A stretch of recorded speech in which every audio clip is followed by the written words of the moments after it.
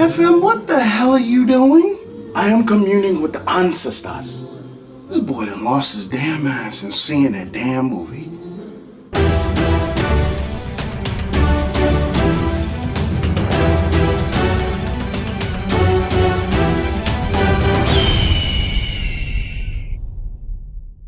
Hello, my family. I am Fallen Marvel, and welcome to your review of Marvel Studios Black Panther.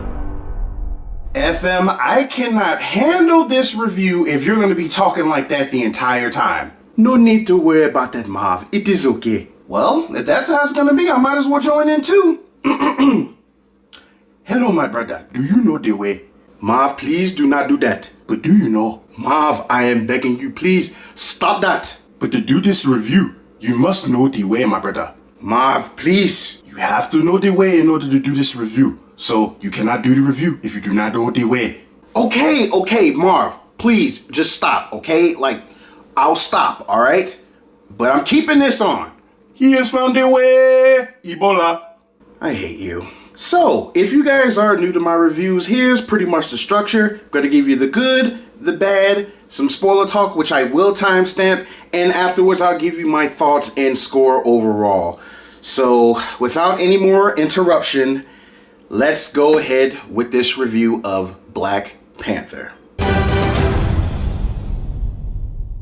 The main thing that I have to give this movie absolute props on is consistency. It had a really strong execution with getting you acclimated to everything that's to come and allowing you to learn a little bit more about Wakanda and its history and essentially the prominence that this country has. It's something that never feels like it plays second fiddle throughout this movie. The whole point of this movie is to introduce you to the fictional world of Wakanda in the heart of Africa, and just showing all the customs, the environment, the culture, the rituals, the personalities of its people. It does that in a really good way. And if you have an affinity for learning about different cultures, this movie will grab you immediately. I have to say that all of the actors involved, and I have to give credit to the writers and the costume design and everything like that, everybody in this movie knocked it out of the park. Chadwick Boseman, of course, returns as T'Challa, aka the Black Panther, and he still has the charisma to carry this movie, just like he essentially asserted himself in Civil War. And it's like he takes what we see that he does in Civil War with that presence, and it's something that it never leaves throughout this movie. He has a way of carrying himself to where, hey, I gotta pay attention to this guy. That's a pretty interesting statement considering the movie wasn't even about him. Well, the movie was also about introducing a new generation of characters, so you can kind of stuff that statement, Marv. I really hate trying to say her name because I'm pretty sure that I'm gonna butcher it, but Denai Guerrera as General, I can't remember her character's name, but you guys know her as Michonne on The Walking Dead. She's the general of the Dora Milaje, who are the female elite warriors of Wakanda that protects the king, and she was awesome in this movie. The next time people have to think up like badass female characters in movies, she instantly is on that list. But didn't Wonder Woman do that last year? Well, yeah, but this ain't about Wonder Woman. This is about how these characters portray, particularly as people of color and women on top of that. Like, this is something that is definitely going to spearhead having more strong female talent in these movies. I have to say I really like Andy Serkis as an actor. It's weird seeing him acting as, you know, his physical self as opposed to all the other things he's done CGI wise. It's kind of hard to get used to that, but he was great. Of course, Michael B. Jordan is Eric Killmonger. He was great. He was definitely one of the top 5 best things as far as characters go in this movie. Michael B., hats off to you, bro. I'm sensing some bias here considering he was in the last 2 movies that Ryan Coogler directed. No one says anything about Johnny Depp in all the Tim Burton movies that he's been in. I think if I'm going to choose a favorite character, it's probably going to have to be Letitia Wright as Shuri. Shuri is T'Challa's youngest sister and pretty much the brains behind T'Challa and the things that he uses while in combat. And her character was very interesting, and the reason why is because she's a character that's smart as hell, but very down to earth, even with being of royal blood. And that's another thing about the characters I really like, is that yes, you understand that there's a regal presence about this royal family, but at the same time, you see that they're normal. It's like they know they have these titles, but it's almost like they don't take themselves very seriously. Like, they know what their duty is, but they just have a way of being relatable even though they are of royal blood. I thought that was awesome. If everybody there is of royal blood, then they should act like it. At first you would think that, but you have to remember this isn't your typical monarchy. Before I get done with talking about the characters, the one thing that I will say is that casting Angela Bassett as the Queen Mother of Wakanda, I think, was probably the most perfect thing they have done, because I've always loved Angela Bassett for a long time. I love her as an actress. Essentially, in this movie, she was the Storm that we never got. Halle Berry will always be Storm in the movies. Get over it. I refuse to even acknowledge that existed. So, like I said, Angela Bassett was the Storm that we never got. So, with that being said, it's like, hey, as a consolation prize of sorts, she was the Queen Mother of Wakanda, and I loved her in this movie. Like, I felt the love that she had for her son and her family, and just I loved her in this movie. I loved just about everybody in this movie. So, guys, that's pretty much all I have to say as far as that goes. The action was good. The special effects for the most part were really good. Some people have said that, like, in some spots they were a little spotty. My thing is, when it comes to CGI, it's almost impossible to expect the CGI to be perfect when it's not really dealing with the scenery and background. But for the most part, I didn't really find anything that stood out to me to really warrant it being a problem. Like, for the most part, the CGI I thought was really good. You gassing this movie up a bit too much, bruh. Yeah, well, the next few minutes shouldn't be too surprising to you. So, guys, that's pretty much all I have to say as far as the good. So, let's move on to the next section and talk about the bad. Guys, this is going to be a somewhat unique scenario when it comes to this section of the review, because as of this review, I've seen the movie twice now, and I honestly, looking through the movie both times and after the second time, I honestly, for me personally, I can't find a thing wrong with this movie. I knew it. Your true colors are revealed, you Marvel Disney shield. Marv, hey, you can say whatever you want. Guys, I have looked at this movie as objective as I possibly can, just like I do every other movie. I honestly really came out of this movie with not a single issue as far as what Ryan Coogler and company have done with this installment in the MCU. And that's all I could really say. Even anything that I might have had like a somewhat minor gripe, which the only thing that I can maybe say is there were a couple of fight sequences where it was a bit dark and a little bit delayed out, but that may have been just because of the first viewing that I've had, because the second time I watched the movie was in IMAX, and it really seems like the movie was much clearer and I was able to see a lot of things better. So even then, like, I can't even really call that a gripe. Like, I honestly came out of this thing loving it a lot, and I really don't have anything bad to say about it. That bias of yours is rearing its ugly head. You better just admit it that you only like it because it's black stuff. You can call it bias whatever you want, okay? Yes, the movie spoke to me in a way that not many movies do. Hey, it is what it is. I can't speak for anybody else. I'm just giving you my opinion. Hey, I happen to be a black man. I'm a geek. There's a lot of stuff that I love that isn't necessarily Afrocentric. This movie, albeit a superhero movie, is essentially Afrocentric, but I can't think of a better movie that in its place that I enjoyed and immensely, it spoke to me in a way that no other movie really has in a long time. What else can I say? With all that being said, we're going to move on to spoiler territory now. Again, I'm going to timestamp it somewhere in the video, so if you haven't seen it yet, you don't want the movie spoiled, all this, that, and the other, skip to the time that's stamped below. That way you ain't coming on my messages and comments and trying to bite my head off talking about I shouldn't have warned you. So anyway, here we go. Spoiler talk. Let's go. Okay, so there are just a few things that I want to mention as far as spoiler goes. Some story stuff, some build up, or whatever the case may be.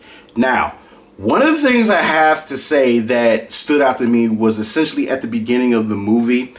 And I caught this at the second time, but at the beginning of it, you hear a boy asking his father to tell them the story about Wakanda. Now, the first time I watched it, I thought it was T'Chaka, the original Black Panther, well, previous Black Panther before the current one, talking to his son about Wakanda. But when I went back to it and I kind of picked up on, based on everything I saw, it was actually Killmonger asking his father to tell him about home. Now, here was the twist, like throughout the movie, is the fact that Killmonger himself was actually the son of T'Chaka's brother, who unfortunately betrayed Wakanda, and Black Panther found out about it. T'Chaka's Black Panther found out about it, and circumstances happened, and he wound up killing his brother, and they left his son behind. And he essentially grew up on his own in America while they went back home to Wakanda. So that is Eric Killmonger's motivation and why he winds up doing the stuff that he does. Essentially, he was a monster of Wakanda's own making. And it was charged, it wound up being T'Challa being charged to clean up the mess. And it was like, man, wow. I honestly really didn't expect that at all. It sounded like some Hamlet, Where Art Thou stuff to me. It's just Lion King being done all over again. You know what? People have been comparing Black Panther to Lion King since Civil War. Like, when will folks ever let that go? Anyway, I have to say that the motivations overall were really good. T'Challa, you see where he's going as far as trying to figure things out, what it means for him to take on this role as King of Wakanda, trying to follow in his father's footsteps, and he gets hit with that blow once the truth about what happened to his father and his uncle comes out, and it's following up with everything that was left behind. Like, something about this ain't working. And of course, that doesn't come until after he essentially gets his head beat in by Killmonger for the right to rule Wakanda, which I have to say was a very emotional. That was probably like one of the more emotional scenes as far as like revelation and stuff goes. That was a really strong scene. That's one of the things I really enjoyed about this movie, is the fact that there's a lot of looking inward and trying to figure out, okay, who am I? What do I do? What is my purpose? How are we gonna make, whatever happens? And I really thought that was really awesome, because I'm one of those type of people that really does that type of reflection in my own time. So I have to really commend of going that route with the narrative. Now, one of the other things I thought was interesting before they did the whole reveal for Killmonger is the use of Ulysses' Claw. Now, essentially, when things start get rolling with T'Challa doing his duties as king, that's when the whole thing with Claw comes up, and it's like, hey, we need to take this dude down. He's basically offended this nation for the last 30 some odd years or whatever. We need to take this man down. And he was the primary focus, or seemingly the primary focus, for a good while. But for narrative's sake, Claw was just a red herring. See, Killmonger apparently partnered up with him, and they kind of briefly go into the background with him being in the military, getting enlisted by the CIA and stuff, and all this, that, and the other. And essentially, the people that he was hanging with Ulysses Claw and whatever, they were just a means to an end to Killmonger. Like, they didn't mean nothing to him. The whole thing started when he killed Ulysses Claw. Straight up and down. He killed Ulysses Claw, showed up to Wakanda with him as a gift after T'Challa basically kind of failed in capturing him. And that's essentially when Killmonger made his move toward the throne. It was like, it was just so crazy because it was such an interesting twist. It's like you didn't see it coming. It was like so like, oh, okay. It was one of those kind of moments, and it just really enthralled me a lot, man. Like, I thought it was dope. Dude, I'm so tired of hearing you cape for this movie. Just hurry up and wrap this up. Besides, like, I'm tired of wearing these dashiki clothes. You know what? There's something else that I wanted to mention that I thought was actually pretty dope. Was how they were going over the technology that they built in Wakanda and really going into how the vibranium and stuff works. Essentially, the vibranium is more than just a metal that can be manipulated in a way. It's actually a power source of its own making. Like, everything in Wakanda obviously is powered by vibranium. A lot of their clothes, their weapons, how they power their modes of transportation, everything. All of it's vibranium, and it's just showing how advanced they are, their way of life, and just kind of going with that narrative about them keeping themselves secluded for so long and not really providing aid to other countries when they know that they could help other nations and so on and so forth. Like, that was something that was in there that I thought was really interesting with the message they were going with. And it was really dope how they really dove into this world. Like, you were on a journey watching this movie, you know what I'm saying? And it's just so many things about this movie that I love, and I'm just going to leave it there and just give like a few more final thoughts, and then I'm just gonna give my score, and then that'll be it. So overall, I really feel that this movie was monumental for a lot of people of color and just people in general, because there's been a lot of criticism since this movie got announced. We're talking about how, like, it's not enough diversity, it's too black, and this, that, and the other. And it's like, guys, there have been so many movies featuring Caucasian characters as far as superhero genre. Now, there's nothing wrong with these characters. Many of those characters we like. We love Spider-Man, we love Captain America, most of us love Superman, most of us love Batman, and so on and so forth. But we've never really had, as far as films go, that powerful imagery of having a character like Black Panther, who is a king of a sovereign nation, has all these resources, most advanced in the world, all this, that, and the other. We've never had that on screen outside of the comic medium. At the same time, this is something that a lot of people could appreciate if they keep their minds open. It's not like it's supposed to be this exclusive to black people kind of thing. It's just showcasing different cultures in Africa that haven't really been portrayed as positively in the past as far as mainstream media. It's not just like, hey, only black people can appreciate this. Like, no, if you are interested in another culture, if you want to sample a different culture that's not like yours, this is one of those opportunities, albeit in superhero form.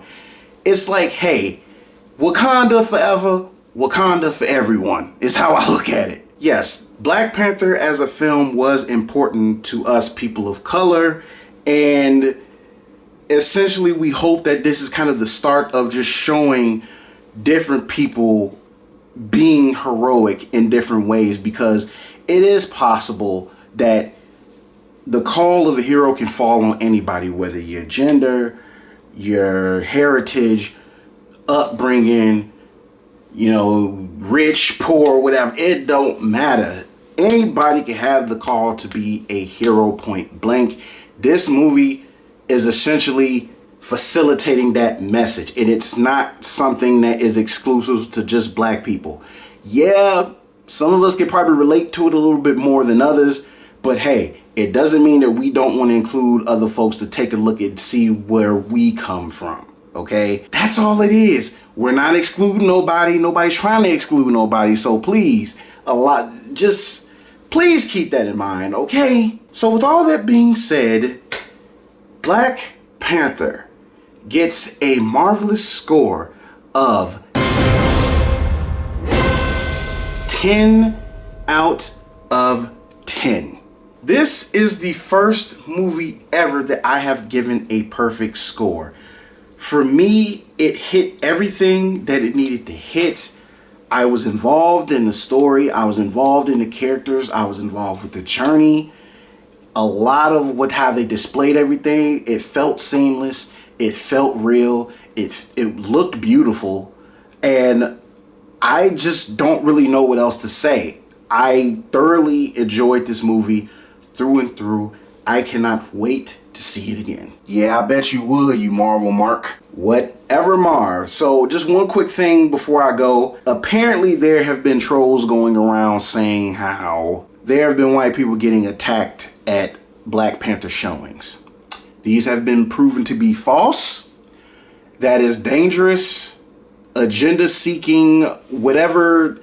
It's a dangerous thing to be spreading around and people to believing. It's false. Do not believe it. Stuff like that is going to get folks hurt unnecessarily. We've already been dealing with craziness already. We don't need to add to it. I just want to nip that in the bud. And again, there's nothing wrong with folks being excited for this movie. It's no different with how other folks are excited when a Star Wars movie come out or a Doctor Who series comes on or whatever the case may be. It's literally about showing our love and appreciation for stuff that we love, stuff that resonates with us, and stuff that represents us in a way is being portrayed in a positive light. So that kind of does it for my public service announcement. I just wanted to get that out the way before I go ahead and end the video. Yeah, it's a bit overdue. Can we wrap this up, please? So guys, that does it for my review. I hope you all enjoyed listening to me go on and on about this movie. And hey, I know everybody's not going to have the same opinion about it, but hey, some of us can agree, some of us don't have to agree. That's fine. As long as we're respectable about it, it's perfectly fine. So with all that being said, go ahead, post your comments down below. Let me know what you thought of the movie. Like, subscribe, all those wonderful things. And I will check with you guys in the next video. Until then, keep following my advice to go nerd, but nerd responsibly. This is your boy, Fallen Marvel. FM, I thought she was going to stop doing that. Had to do it one more time. Anyway, family, that was Marv. I'm Fallen Marvel. I'll check with y'all later. Peace. Love y'all. I'm out.